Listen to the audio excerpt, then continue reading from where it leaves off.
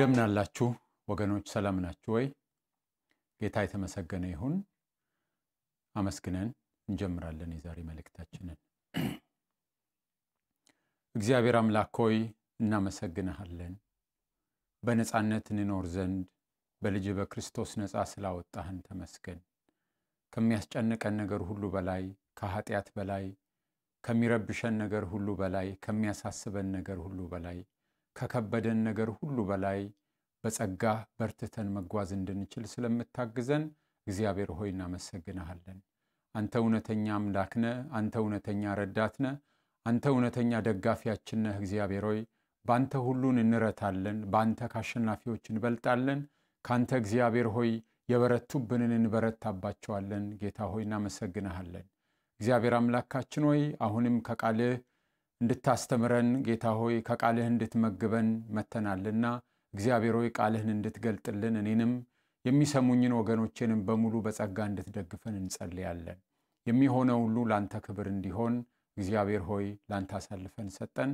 በክርስቶስ ኢየሱስ ስም አሜን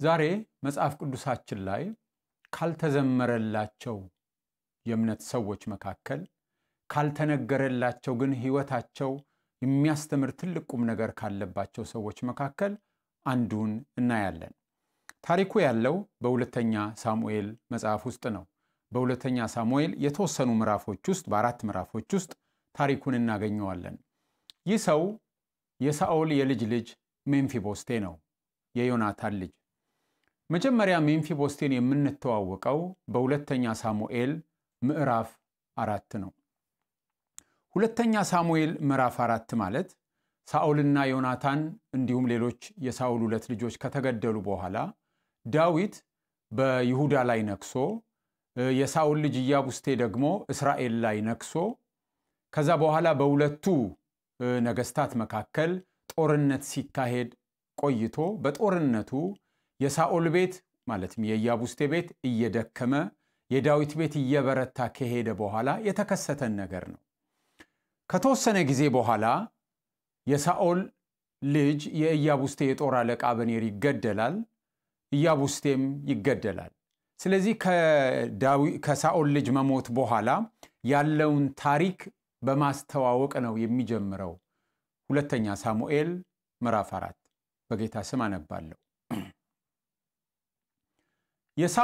የሳኦልም ልጅ ኢያቡስቴ አበኔር በኬብሮን እንደሞተ በሰማ ጊዜ እጁ ደከመች እስራኤላውያንም ሁሉ ደነገጡ ለሳኦልም ልጅ ለኢያቡስቴ የጭፍራ አለቆች የሆኑ ሁለት ሰዎች ነበሩት የአንዱም ስም በአና የሁለተኛውም ስም ሬካብ ነበረ ከብንያም ልጆች የብኤሮታዊ የሮይሞን ልጆች ነበሩ ብኤሮትም ለብንያም ተቆጥራ ነበር ብኤሮታውያንም ወደ ጌቴም ሸሽተው ነበር እስከ ዛሬም ድረስ በዚያ ተጠግተው ነበር ለሳኦል ልጅ ለዮናታን አንድ ሽባ የሆነ ልጅ ነበረው የሳኦልና የዮናታን ወሬ ከእስራኤል በመጣ ጊዜ የ5 ዓመት ልጅ ነበረ ሞግዚቱም አዝላው ሸሸች ፈጥናም ስትሸሽ ወድቆ ሽባ ሆነ ስሙም ሜምፊቦስቴ ነበረ ይልና ታሪኩ እየቀጠለ ወርዶ የሳኦል ልጅ ኢያቡስቴ ስለተገደለበት ሁኔታ ነው የሚነግረን እንዴት ነው ታዲያ የሳኦል ልጅ ኢያቡስቴ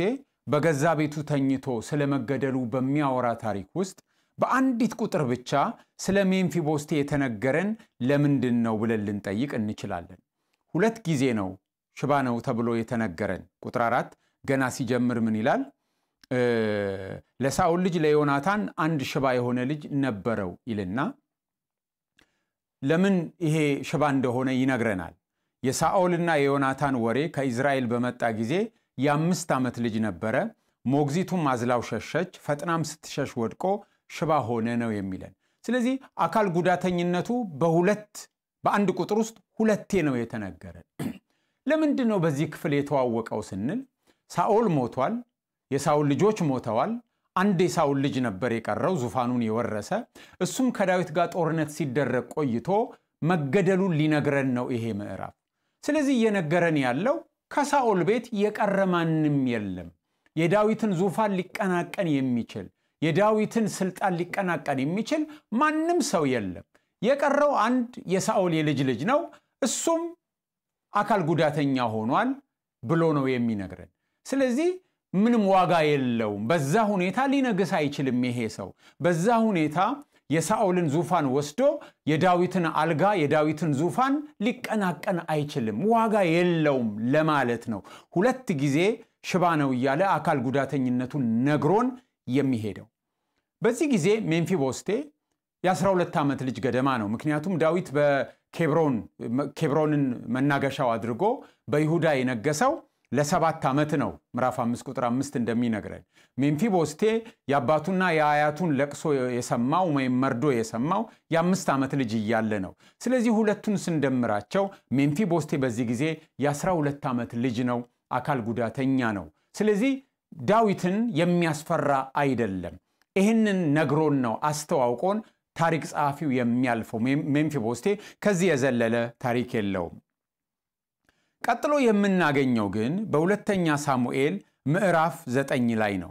ምዕራፍ 9 ማለት ዳዊት ተረጋግቶ ዙፋኑን ከወረሰ ከጥቂት ጊዜ በኋላ ነገሮች ሴትል ሲያረጉለት ያደረገውን ነገር ነው የሚነግረን። ምዕራፍ 9 እንደዚህ ይነበባል። ዳዊትም ስለ ዮናታን ቸርነት አደርግለት ዘንድ ከሳኦል ቤት አንድ ሰው ቀርቷልን አለ። ከሳኦልም ቤት ሲባ የሚባል አንድ ባሪያ ነበረ። ወደ ዳዊትም ጠሩት። ንጉሡም አንተ ሲባ ነህን አለው። እርሱም እኔ ባሪያ ነኝ አለ። ንጉሡም የእግዚአብሔርን ቸርነት አደርግለት ዘንድ ከሳኦል ቤት አንድ ሰው አልቀረምን አለ። ሲባም ንጉሡን እግሩ ሽባ የሆነ አንድ የዮናታን ልጅ አለ አለው። ንጉሡም ወዴት ነው አለው። ሲባም ንጉሡን እነሆ እርሱ በሎዶባር በአሚኤል ልጅ በማኪር ቤት አለ አለው። ንጉሡም ዳዊት ልኮ ከሎዶባር ከአሚኤል ልጅ ከማኪር ቤት አስመጣው። የሳኦልም ልጅ የዮናታን ልጅ ሜምፊቦስቴ ወደ ዳዊት መጣ። በግንባሩም ወድቆ እጅ ነሳ። ዳዊትም ሜምፊቦስቴ ሆይ አለ። እርሱም እነሆኝ ባሪያህ አለ። ዳዊትም ስለ አባትህ ስለ ዮናታን ቸርነት ፈጽሜ ያደርግልሃለሁና አትፍራ፣ የአባትህንም የሳኦልን ምድር ሁሉ እመልስልሃለሁ፣ አንተም ሁል ጊዜ ከገበታዬ እንጀራ ትበላለህ አለው። እርሱም የሞተ ውሻ ወደምመስል ወደ እኔ የተመለከትክ እኔ ባሪያ ምንድነኝ ብሎ እጅ ነሳ። ንጉሡም የሳኦልን ባሪያ ሲባን ጠርቶ ለሳኦልና ለቤቱ ሁሉ የነበረው ሁሉ ለጌታህ ልጅ ሰጥቻለሁ፣ አንተና ልጆች ሎሌዎችህም ምድሩን ረሱለት፣ ለጌታህም ልጅ እንጀራ የሆነው ዘንድ ፍሬውን አግባ፣ የጌታ ልጅ ሜምፊቦስቴ ግን ሁልጊዜም ከገበታዬ ይበላል አለው። ለሲባም 15 ልጆችና 20 ባሪያዎች ነበሩት። ሲባም ንጉሡን ጌታዬ ንጉሡ ባሪያውን እንዳዘዘ እንዲሁ ባሪያ ያደርጋል አለው። ሜምፊቦስቴም ከንጉሡ ልጆች እንደ አንዱ ከዳዊት ገበታ ይበላ ነበር። ለሜምፊቦስቴም ሚካ የተባለ ታናሽ ልጅ ነበረው። በሲባም ቤት ያሉ ሁሉ ለሜምፊቦስቴ ያገለግሉ ነበር። ሜምፊቦስቴም ከንጉሡ ገበታ ሁልጊዜ እየበላ በኢየሩሳሌም ተቀምጦ ነበር። 2 እግሩም ሽባ ነበረ። እንግዲህ በዚህ ክፍል የምናየው አሁንም እንደቀድሞ ምዕራፍ 4 ላይ እንደምናየው የሜምፊቦስቴ አካል ጉዳተኝነት ተደጋግሞ ነው የሚነገረው። ተደጋግሞ ሰባራነቱ በጣም አጽንዖት ነው የሚሰጠው። ምክንያቱም ሲጀምርም እንደሱ ነው የሚነግረን። ሲባ ሲጠየቅ የመለሰው እንደሱ ብሎ ነው። እግሩ ሽባ የሆነ አንድ የዮናታን ልጅ አለ ይላል ቁጥር 3 ላይ ማለት ነው። ከዛም በኋላ ታሪኩም ሲጨርስ ሜምፊቦስቴም ከንጉሡ ገበታ ሁል ጊዜ እየበላ በኢየሩሳሌም ተቀምጦ ነበር፣ 2 እግሩም ሽባ ነበረ ብሎ ደጋግሞ ነው የሚነግረን። ቅድምም ምዕራፍ 4 ላይ ያየነው ይሄን ነው። አሁንም ደግሞ የምናየው በዚህ ሁኔታ ነው። ታሪኩ ሲጀምር በዚህ ክፍል ውስጥ ዳዊት ሜምፊቦስቴ የሚባል ሰው ስለመኖሩ የሚያውቅ አይመስልም። እስቲ ስለ ዮናታን ቸርነት ላደርግለት ከዮናታን ዘር ማን ተርፏል ብሎ ጠየቀ። ዮናታን የልብ ወዳጁ ነው። ዮናታን እውነተኛ ሰው ነው። ከዳዊት ጋር ቃል ኪዳን ገብተዋል። እኔ ብሞት ዘሮቼን አደራ ብሎታል። ዳዊትም እንደሱ ብሏል። ስለዚህ ያን ቃል ኪዳኑን አስታውሶ እስቲ ቸርነት ላደርግ፣ የማንን ቸርነት? የእግዚአብሔርን ቸርነት አደርግለት ዘንድ ከዮናታን ዘር ከሳኦል ዘር የቀረ የለምን ብሎ ጥያቄ ያቀረበ ንጉሥ ነው። ብዙ የመረጃ ሰራተኞች ሊኖሩት ይችላሉ። ብዙ ነገር ሊሰማ ይችላል። ከሳኦል ቤት ማን አለ ብሎ ሲጠይቅ ማን ነው የተገኘው? ከሳኦል ቤት ሲባ የሚባል ባሪያ ነበረ ነው የሚለው። ሜምፊቦስቴን ሰዎች ሳያስታውሱት ሲባን ነው ያስታወሱት። ሜምፊቦስቴን ሳያውቁ ሰዎች ሲባን ነው ያወቁት። ሜምፊቦስቴ ልጅ ነው፣ የዮናታን ልጅ ማለት የሳኦል ልጅ ማለት ነው። ታሪክ ውስጥም ያው ሰው በአያቱም ስም ልጅ ስለሚባል የጌታ ልጅ የሚለው በሳኦል ስም ነው። የሳኦልን ባሪያ አስታውሰው የሳኦልን ልጅ ሜምፊቦስቴን ግን ማስታወስ አልቻሉም። ስለዚህ ዳዊት ማን ቀርቷል ሲባል አንድ የሳኦል ባሪያ አለ ብለው ሲባን ነው ያመጡለት። ሜምፊቦስቴን የሚያስታውሰው የለም። ሲባ ከተጠራ በኋላ ዳዊት ቀጥታ የሳኦልን ባሪያን ሲባን ይጠይቀዋል። ማን ሰው አለ? ከሳኦል ቤት የቀረ ሰው የለም?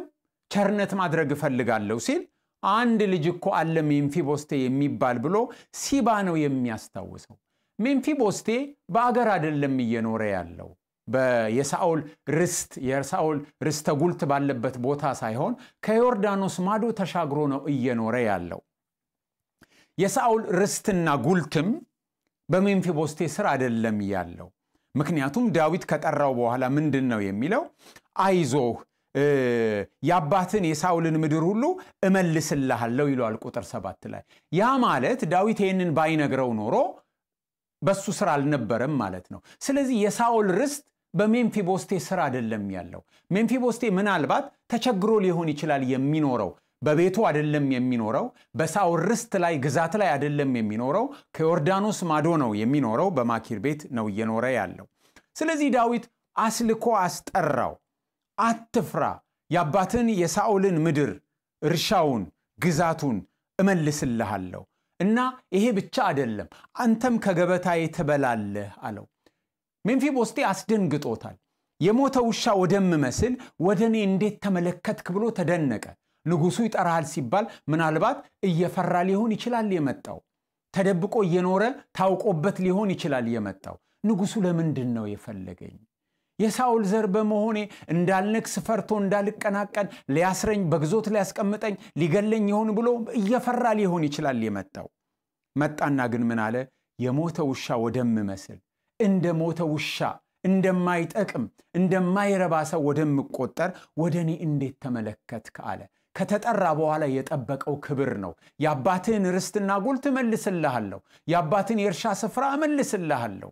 ይሄ ብቻ አይደለም ከገበታዬ ትበላለህ አለው። ሜምፊቦስቴ የሚበላው ያጣ ሰው ላይሆን ይችላል፣ ግን ከንጉስ ገበታ ጋር መቀመጥ፣ የንጉስን ማዕድ መብላት፣ በቤተ መንግስት ተቀምጦ መብላት ክብር ነው።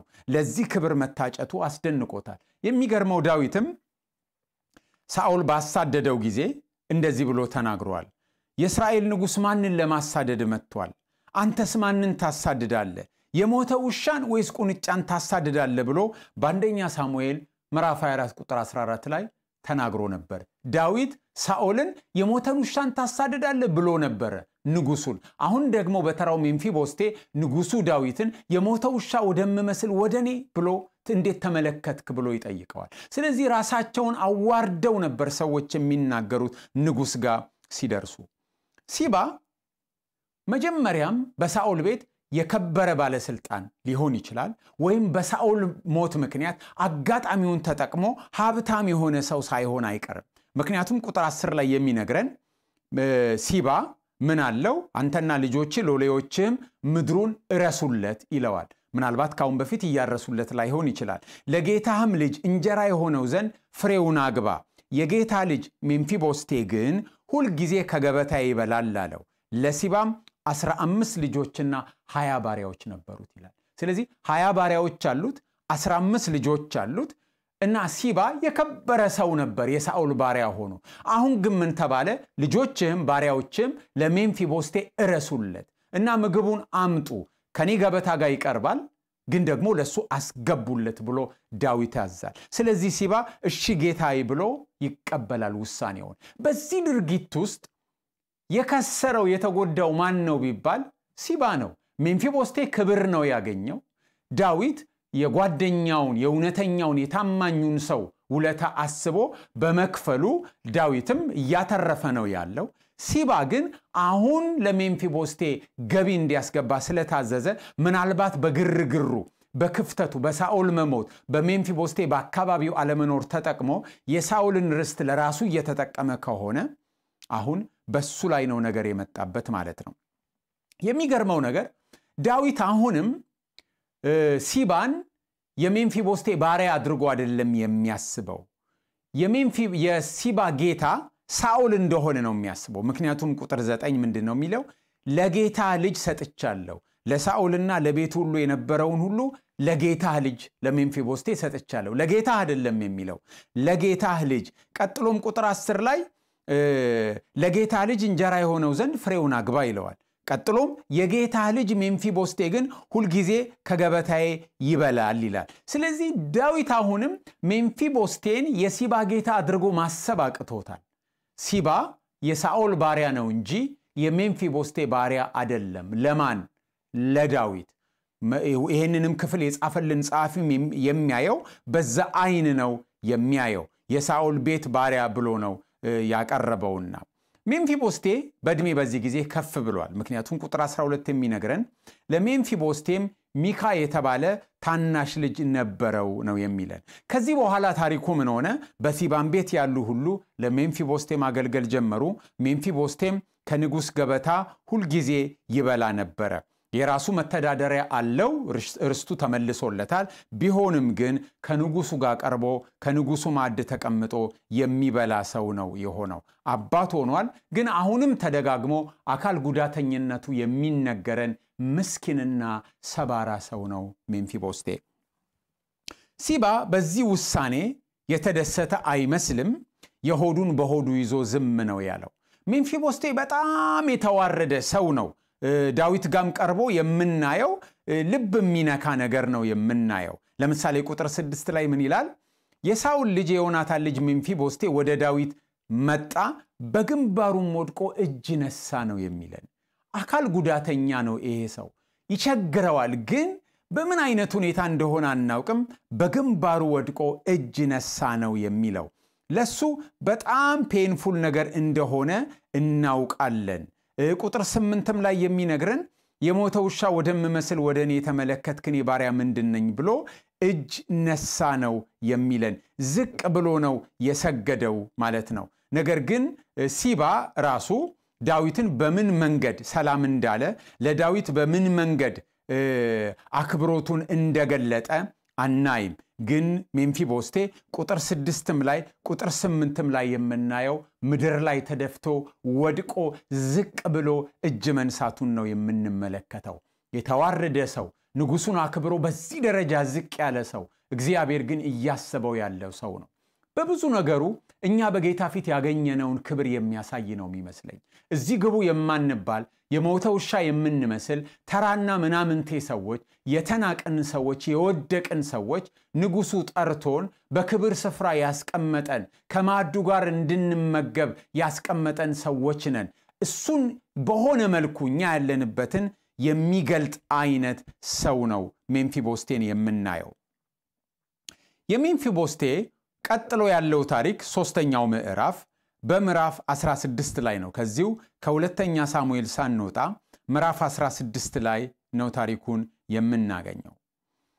በቀጥታ ባይመጣም ይጠቀሳል ምዕራፍ 16 ላይ። ምዕራፍ 16 ማለት የዳዊት ልጅ አቤሴሎም በዳዊት ላይ የሸፈተበት፣ መፈንቅለ መንግስት ያደረገበት፣ ዳዊት ሸሽቶ ከቤተ መንግስቱ የወጣበት፣ በድንገተኛ ጥድፊያ ነው የወጣው። ጥቂት ታማኞቹ ተከትለውታል።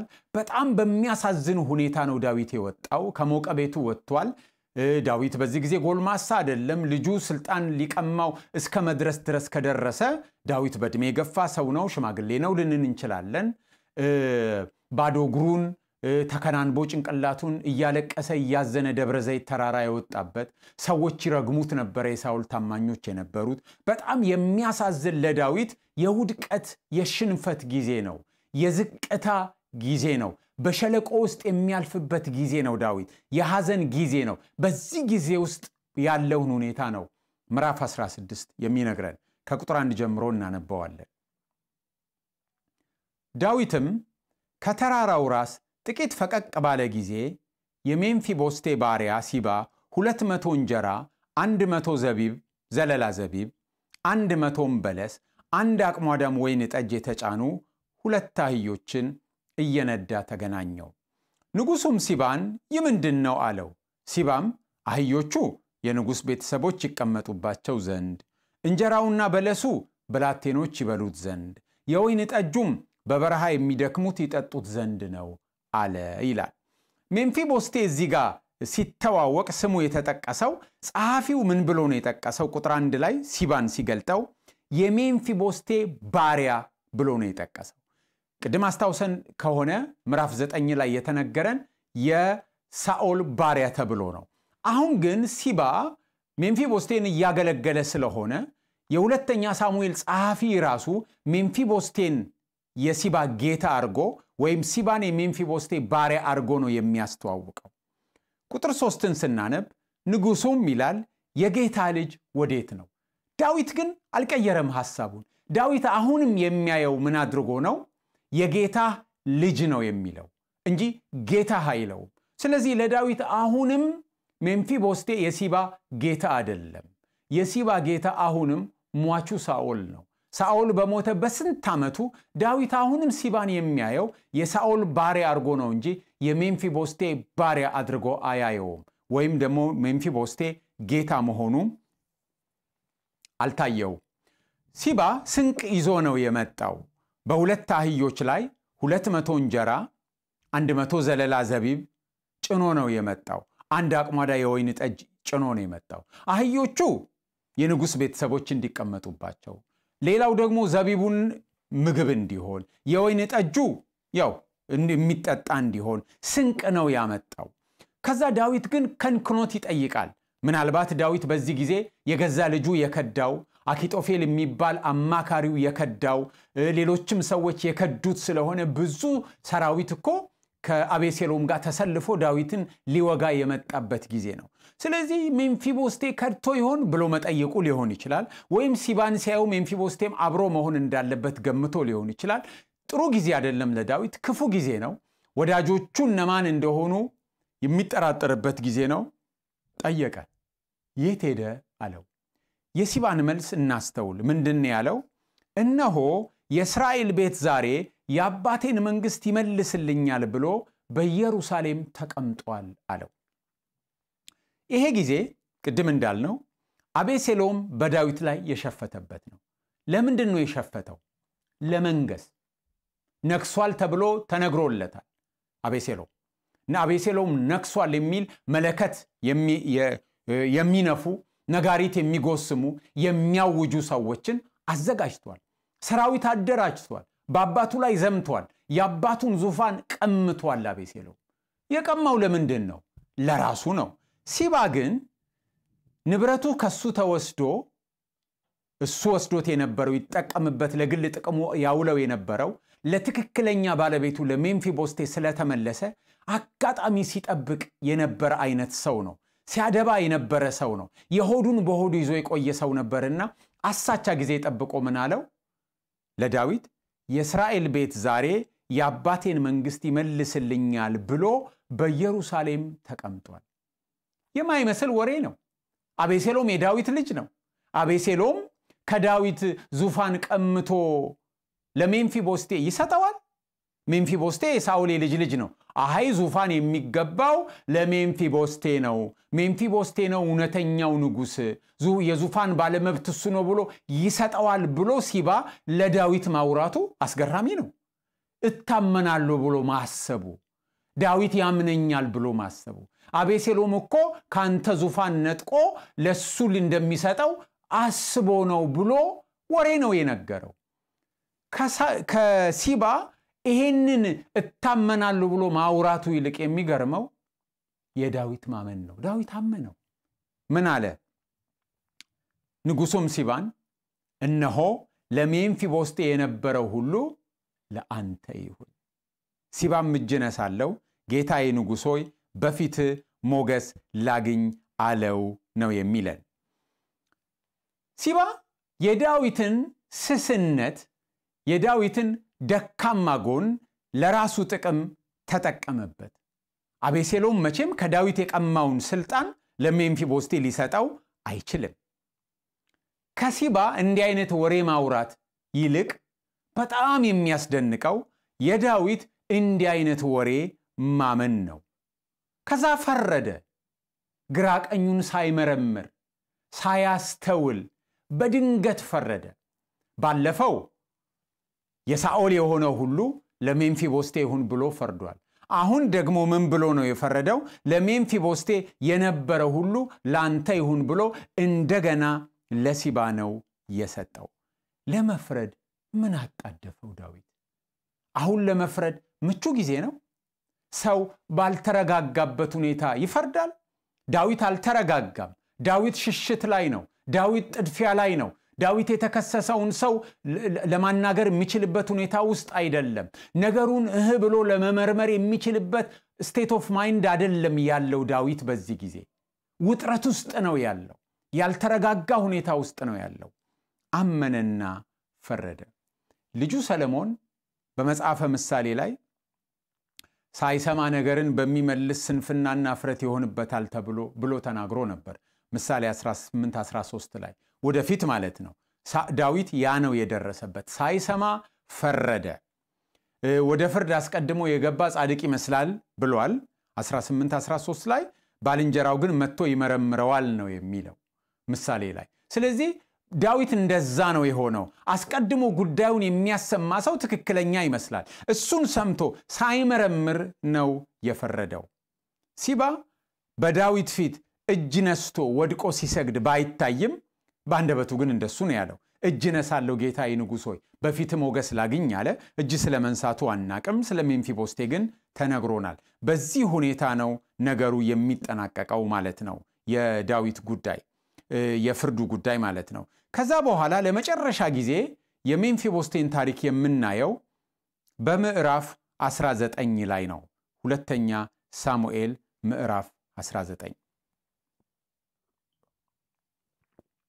ይሄ ጊዜ ሜምፊቦስቴ ወደ ታሪክ ውስጥ የሚገባው ዳዊት ካሸነፈ በኋላ፣ አቤሴሎም ከተገደለ በኋላ፣ ዳዊት መንግስቱ እየተመለሰለት ሆኖ ሰዎች እየመጡ እጅ እየነሱት ነው።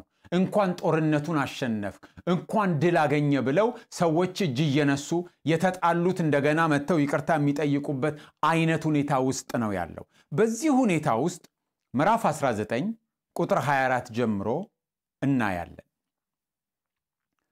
የሳኦልም ልጅ ሜምፊቦስቴ ንጉሱን ሊቀበል ወረደ። ንጉሱም ከሄደ ጀምሮ በደህና እስከተመለሰበት ቀን ድረስ እግሩን አልጠገነም፣ ጢሙን አልቆረጠም፣ ልብሱንም አላጠበም ነበር። ንጉሱም ሊቀበለው ከኢየሩሳሌም በመጣ ጊዜ ንጉሱ ሜምፊቦስቴ ሆይ ከኔ ጋር ስለምን አልወጣህም አለው። እርሱም መልሶ አለ፣ ጌታዬ ንጉሥ ሆይ ባሪያዬ አታለለኝ።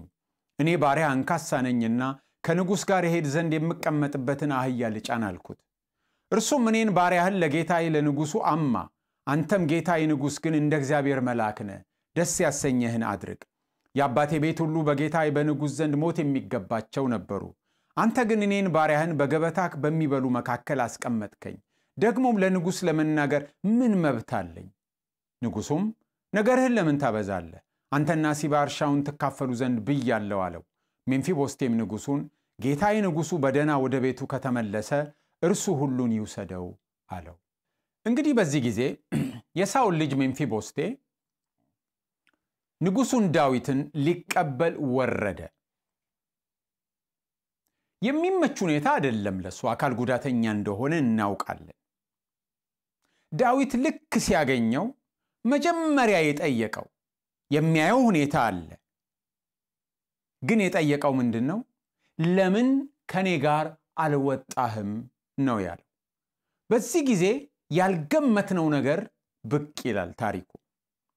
እኔ አካል ጉዳተኛ ነኝ፣ ስለዚህ ወደ አንተ ለመምጣት በእግሬ አልችልም፣ ራሴ ተነስቼ መውጣት አልችልም፣ የሚረዳኝ ሰው ያስፈልገኛል፣ አህያ የሚጭንልኝ ሰው ያስፈልገኛል። ስለዚህ አህያ ጫንልኝ አልኩት ባሪያዬን ሲባን። እሱ ግን አታለለኝ። እኔ አዘጋጅ አልኩትን አህያ ይዞ ወጣ። የተዘጋጀውን ስንቅ ይዞ ወጣና መጥቶ አማ፣ ክፉ ወሬ ነገረ፣ የውሸት ወሬ ነገረ፣ ስሜን አጠፋ። ስለዚህ በዚህ ምክንያት ነው ያልወጣሁት እንጂ እኔማ ልውጣ ወደ አንተ ብዬ ባሪያዬን ነግሬው ነበር እዚህ ጋር ባሪያዬ ነው ደጋግሞ የሚለው ባሪያ ያታለለኝ ይላል ቁጥር 26 ላይ ከዛ ደግሞ ባሪያህን ለጌታዬ ለንጉስ አማ ብሎ ሲናገር አሁንም ስለሱ ነው የሚናገረው የራሱንም ባሪያነት ንጉሱን በማክበር ነው የሚናገረው ነገር ግን ዳዊት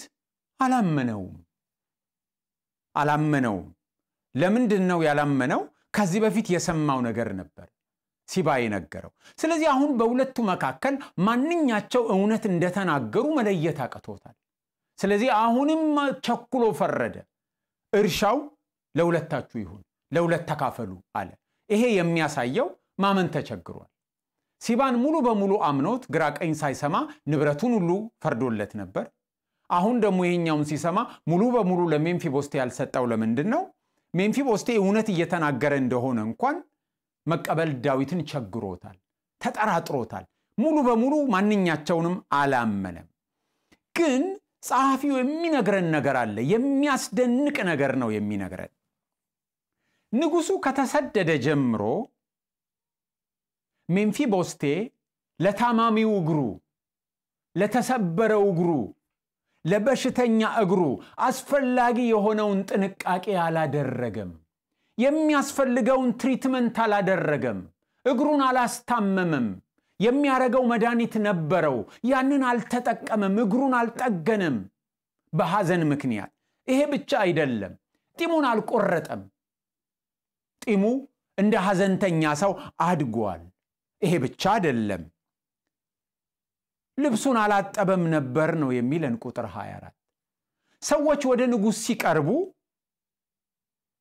ታጥበው የጸዳ ልብሳቸውን ለብሰው ራሳቸውን አስተካክለው በጥሩ ሁኔታ ነው ንጉስ ፊት የሚቀርቡት ይሄኛው ሰው ግን ሜምፊቦስቴ ንጉስ ፊት የቀረበው እንደ ተጎሳቆለ ነው እንደ ቆሸሸ ነው ህመምተኛው ንግሩን እንኳን ሳያስታመም ለግሩ የሚያረጋውን አስፈላጊ መድኃኒት እንኳን ሳያደርግ ነው የመጣው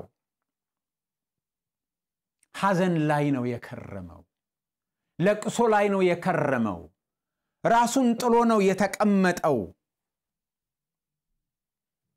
ያሳዝናል ዳዊት ሜምፊቦስቴን ከዳተኛ አርጎ ቆጥሮታል ሜምፊቦስቴ በባሪያው ተከድቷል ነገር ግን ለዳዊት ሜምፊቦስቴ ታማኝ ነበር ማንንም ሳያየው ሐዘን ተቀምጧል ማንንም ባያየው ሐዘን ተቀምጧል ማንንም ጽድቁን ሳይቆጥርለት እሱ ግን ሐዘን ተቀምጧል የዳዊት ሐዘኑ ነበር እንዴት ነው ሜምፊቦስቴ እንደዚህ ሆነው ይሄንን በምንድነው የገለጠው ለምንድነው እንደዚህ ሆነው ብንል ጥቂት ሐሳቦችን ከዚህ ክፍል እናገኛለን የመጀመሪያው ለዳዊት አድናቆት ነበረው ሜምፊቦስቴ አድናቆት ነበረው በጣም ቁጥር 27 ላይ ምን ይላል እንደ እግዚአብሔር መልአክ ነህ ይለዋል ፍርዱን ሰምቶ በጥበብህ ታመናለሁ በፍርድህ ታመናለሁ አንተ እንደ እግዚአብሔር መልአክ ነህ ለዳዊት አድናቆት ነው ያለው ዳዊት የሚደነቅበት ጊዜ አይደለም ፍርዱ የተጣመመ በጣም በስሜታዊነት የተጫነው የማይታመን ወሬ የሚያምን ሰው ነው ዳዊት በዚህ ጊዜ አንዴ ወደዚህ የሚወላውል ሰው ነው በዚህ ወቅት በሜምፊቦስቴ ጉዳይ ላይ ሜምፊቦስቴ ግን ለዳዊት ያለው አድናቆት ነው አንተ እንደ እግዚአብሔር መልአክ ነህ ይለዋል ንጉሱ ለንጉሱ አድናቆት ነበረው ሁለተኛ ደግሞ ለንጉሱ መገዛት ነበረው እዛው ቁጥር 27 ላይ ምን ይላል ደስ ያሰኘህን አድርግ መልካም መስሎ የታየህን አድርግ የምትሻውን ሁሉ አድርግ ውሳኔህን እቀበላለሁ እገዛልሃለሁ ክርክር አላቀርብም ሙግት አላቀርብም ይግባኝ አላቀርብም ሐሳብን እንድትቀይር አልጠይቅህም የማይገባኝ ነው ይሄ ነገር አልልም ምክንያቱም እየሆነ ያለው ነገር ሁሉ የማይገባኝ እንደሆነ አውቃለሁ እገዛለሁ ደስ ያሰኘህን አድርግ ይለዋል መገዛት በልቡ ነበር እርሻው ቢወሰድበት የሚገዛ ከፊሉ ቢመለስለት የሚገዛ ለንጉሱ ያለው መገዛት በሁኔታዎች የማይቀየር በሁኔታዎች የማይገደብ አይነት ሰው ነበር። ሜምፊቦስቴ ልቡ ለንጉሱ የሚገዛ ነበር። ሶስተኛ ትላንትን የሚረሳ ሰው አልነበረም። ቁጥር 28 ምን ይላል? የአባቴን ቤት ሁሉ በጌታዬ በንጉሱ ዘንድ ሞት የሚገባቸው ነበሩ፣ አንተ ግን እኔን ባሪያህን በገበታ በሚበሉ መካከል አስቀመጥከኝ ነው የሚለው። ስለዚህ ምን አለ ማለት ነው? ትላንትን ያስታውሳል። ሁላችን ሞት የሚገባን ነበርን። እኔ እኮ ከአመድ ከፋንድያ ከትቢያ ላይ ነው ያነሳኸኝ፣ የሞተ ውሻ የምመስል ነበርኩ ነው የሚለው። የንጉስ ልጅ መሆኑን አያስታውስም ሜምፊቦስቴ። ነገር ግን ንጉሱ በማዕዱ እንዳስቀመጠው በገበታው እንዳስቀመጠው ከንጉሱ ባለስልጣናት ጋር ከክቡራን ጋር ማዕድ እንደቀረበ አይዘነጋም። ነገሩ ተላምዶት አልቀለለበትም። መጀመሪያ አስደንቆት በየጊዜው ንጉሱ ገበታ ጋር እየቀረበ ሲመገብ እኔም እኮ የንጉስ ልጅ ነኝ፣ እኔም እኮ ክብር የሚገባኝ ነበርኩ አላለም። ዳዊት ፊት መቅረብ አልቀለለበትም። ብዙ ነገሮች የሚያስደንቁ ክቡር ነገሮች ስንለምዳቸው እንደሚቀሉብን አይደለም። ትላንትን የሚረሳ ሰው አልነበረም። ስለዚህ እሱን ያስታውሳል። ከዛ ምን ይላል? ለንጉሱ ደግሞ ለመናገር ምን መብት አለኝ ይላል ቁጥር 28 ላይ። የሰጠኸኝ ይበቃኛል፣ ኑሮዬ ይበቃኛል፣ ምን መብት አለኝ ከዚህ በላይ ለመጠየቅ? በጣም እኮ በዚህ ራሱ የማልገምተውን የማላልመውን ነው ያረክልኝ። ምን ልሁን ከዚህ በላይ ምን መብት አለኝ ነው ያለው። እነዚህ ሁሉ ነገሮች ተደምረው ለንጉሱ ያለው አድናቆት፣ ለንጉሱ ያለው መገዛት፣ ንጉሱ ያደረገለትን የትላንት ማንነቱን አለመርሳቱ፣ ኑሮዬ ይበቃኛል ማለቱ ለርስትና ለንብረት ሳይሆን ለንጉሱ ጤና ግድ እንዲለው አድርጎታል። ምክንያቱም ቁጥር 30 ምንድን ነው የሚለው? ጌታዬ ንጉሱ በደና ወደ ቤቱ ከተመለሰ እርሱ ሁሉን ይውሰደው አለው። ስለዚህ እኔ ጉዳይ ንብረት አይደለም፣ ጉዳይ ሀብት አይደለም፣ ጉዳይ ብልጽግና አይደለም፣ ጉዳይ ኑሮ አይደለም። ለኔ ዋናው ጉዳይ የዳዊት የንጉሱ የአንተ በሰላም መመለስ ነው። ያንተ ደህንነት ነው የኔ ትኩረት። ያንተ ጤና፣ ያንተ ሰላም፣ ያንተ በዙፋን ላይ መሆን ነው ለኔ ትልቁ አጀንዳ። ርስትና ጥቅም ጉዳይ አይደለም። እኔ የምወደው አንተን ነው እንጂ ካንተም ማገኘውን አይደለም። እኔ የምወደው አንተነትን ነው እንጂ ስጦታህን አይደለም። እኔ የምወደው ፊትህን ነው እንጂ እጅህን አይደለም። እኔ የምፈልገው አንተን ነው ይለዋል ዳዊት። በጣም ልብ የሚነካ ነገር ነው። ሜምፊቦስቴ እግሩ ሰባራ ነው፣ የተሰበረ ሰው። ሰባራው ሜምፊቦስቴ ከውስጡ ግን የሚፈልቀው ፍቅር ነው፣ ታማኝነት ነው፣ ውለታን ማስታወስ ነው፣ አመስጋኝነት ነው፣ አድናቆት ነው ከሜምፊቦስቴ። ሰባራው ሜምፊቦስቴ ጥቅም አሳዳጅ አይደለም፣ ሌላ ነገር አይሻም። እኛስ ተሰብረናል። ለንጉሱ አድናቆት አለን፣ ለንጉሱ መገዛት አለን። ትላንትን አንረሳም። ንጉሱን ኑሮ ይበቃኛል እንለዋለን። የሚሰጠንን ነገር ሳይሆን እሱን ነው የምንፈልገው። ሰባራው ሜምፊቦስቴ ግን እነዚህ ነገሮች ይታዩበታል። በጣም ትልቅ ተግዳሮት ነው ለኛ ሜምፊቦስቴ።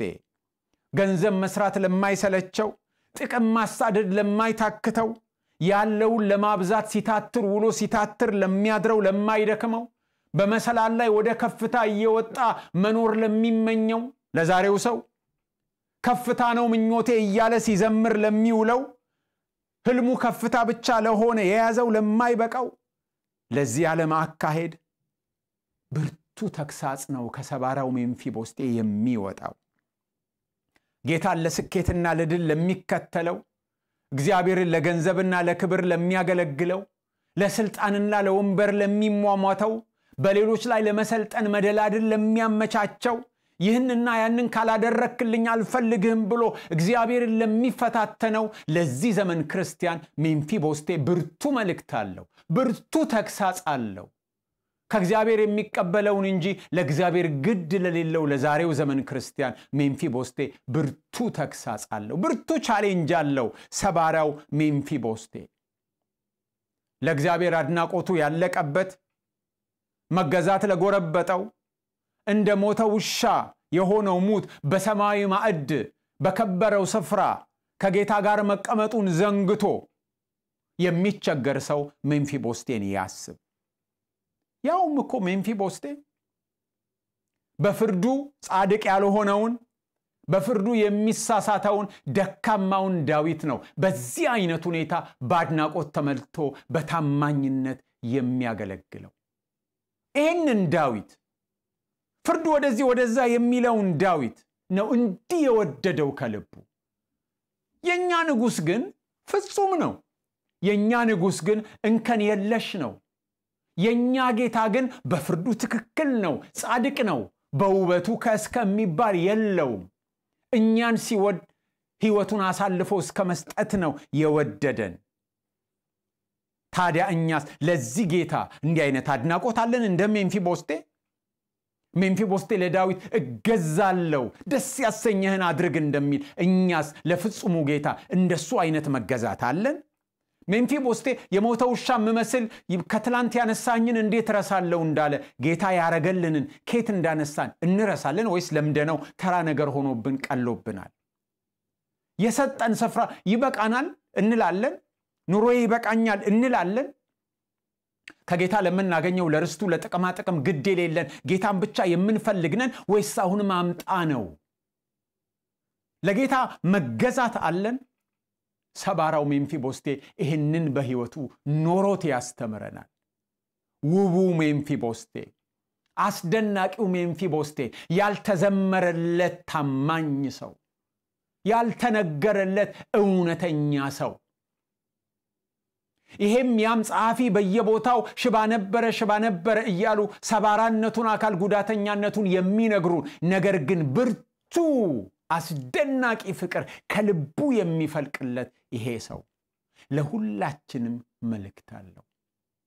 እሱ ደካማውን ጌታ እንዲህ ከወደደ፣ ደካማውን ንጉስ እንዲህ ከተገዛለት፣ እኛስ ፍጹሙን ብርቱን አስደናቂውን ጌታ የዘላለሙን ንጉስ በዚህ መልክ እንገዛለታለን?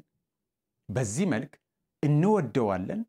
በዚህ መልክ እናደንቀዋለን? ጉዳያችን እሱ የሱ መንግስት የሱ ጉዳይ የሱ ፈቃድ ነው ወይስ ምን? ሜምፊቦስቴ ሁላችንንም ይጠይቀናል። ሰባሪያው ሜምፊቦስቴ ፊታችን ቆሞ ሁላችንንም ይሞግተናል። ሁላችንም ልባችንን በመንፈስ ቅዱስ እንፈትሽ። የጌታ ጸጋና ሰላም ከሁላችን ጋር ይሁን።